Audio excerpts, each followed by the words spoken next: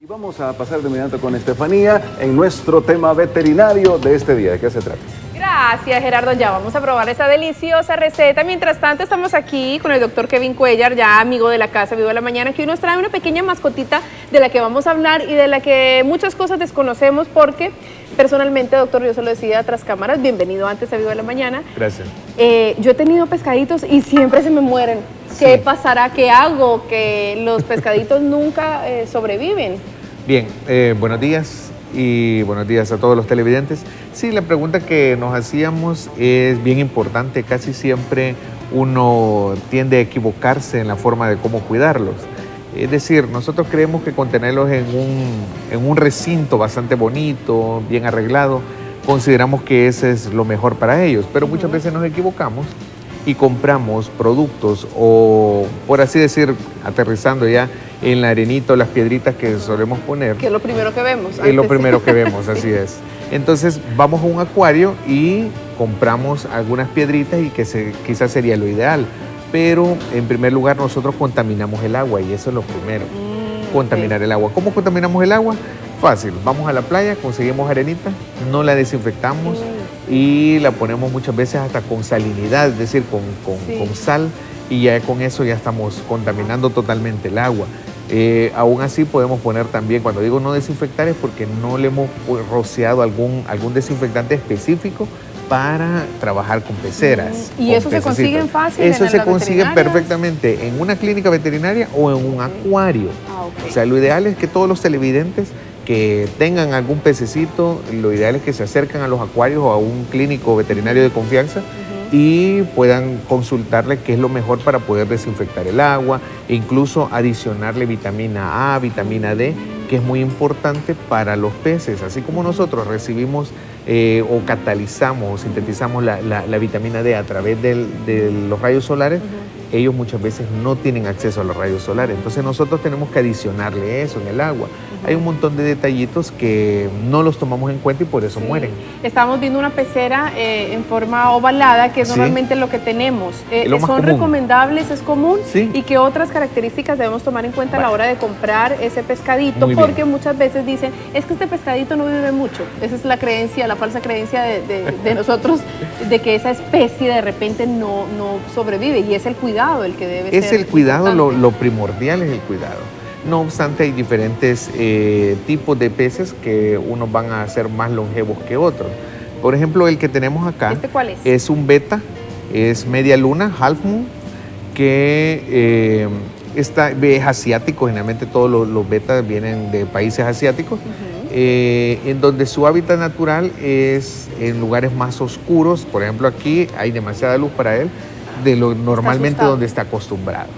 Pero lo importante, por ejemplo, lo que tenemos en el recinto que lo tenemos, eso se llaman veteras o veteritas le llaman porque es pequeñita. Eso solo sirve para transportarlo y no necesariamente para tenerlo. Lo ideal quizá para tener un beta, los betas casi siempre son solitarios. No podemos mezclar un beta con otro o tener dos de la misma especie porque se pelean, son territorialistas. Entonces no podemos mantener los betas juntos. Hay otros tipos, por ejemplo en los años 80 cuando empezaban a tener más realce esto como mascota o como miembros de ornato en la casa, generalmente teníamos aquel goldfish. Sí, el típico. El típico, ese es el típico. Entonces para ese tipo de animales, eso sí podemos tener varios, a pesar que son territorialistas, pero pueden convivir muchos en una misma pecera. Ahí se recomienda que tenga oxigenación, hay que ponerle filtros, generalmente de carbono y una esponja. Ya venden los filtros específicamente para eso. Y el tipo de arenita también hay que estarla cuidando, que no vaya a ser muy vieja de estar en el recinto, porque entonces acumula hongo. Y el hongo ya empiezan las enfermedades en la piel del pez. Entonces, que ahí quisiera llegar. ¿Cómo hacen los veterinarios para darse cuenta que el pescadito está padeciendo de alguna enfermedad? ¿Cómo pueden ustedes llegar? ¿O cómo uno como dueño de una mascotita de estas puede ya tener alguna idea? Bueno, este pescadito está próximo a morir o está pasando algo. Bien, la manera más fácil es del dueño de los peces, los que se van a detectar que algo no es normal en el pez. En primer lugar, el comportamiento, que generalmente se esconden entre las piedritas o los adornos que uno pone, como las ramitas que ustedes pueden ver ahí. Muchas veces hay peceras tan grandes que uno le pone un montón de adornos. Entonces muchas veces se esconden ahí o se andan como rozando en todo el vidrio en todo el vidrio de la pecera. Entonces ya ese comportamiento de redor no es muy normal y se les recomienda a los clientes, a los que son dueños de pececitos, que tengan una lupa para poder observar y van a ver perfectamente cambios en la piel o en las escamas. ¿Cuáles serían esas alarmas? Muy bien, esas alarmas es que van a haber puntos blancos, que así se llama la enfermedad, punto blanco, o digamos en producción acuícola, ya en camarones, digamos, se le llama mancha blanca. Pero bien, en eso van a ver puntitos blancos, que es lo más común, en peces de acuario es lo más común. También van a ver otro tipo de manchas como amarillentas, que generalmente son hongos y parásitos los que ocasionan ese tipo de problema. ¿Cómo se soluciona eso? Hay que dar medicamentos al agua, ¿verdad? Para poder desinfectar el ambiente. Volvemos a lo mismo, el agua es lo importante. El agua. ¿Cada cuánto debería entonces cambiarse el agua? Muy bien, se recomienda por lo menos 2 o una vez como mínimo, una vez por semana o 2 veces por semana. ¿Cómo se hace esto? Se saca al pez o a los peces eso es un poquito en un guacal. Sí, en un recipiente limpio, pero con el 50% del agua donde ya está. Del otro 50% se cambia, se lava bien todo lo que tenemos ahí de adorno, se vuelve a depositar agua sin cloro. Eso le iba a preguntar, porque el agua, normalmente uno lo que hace es que agarra agua de chorro, que tiene cloro, y que puede ser entonces perjudicial. Debe ser agua de botellón, de la que uno toma. Agua de botellón, perfectamente. Sí. Y luego oxigenarla para luego pasar al pez.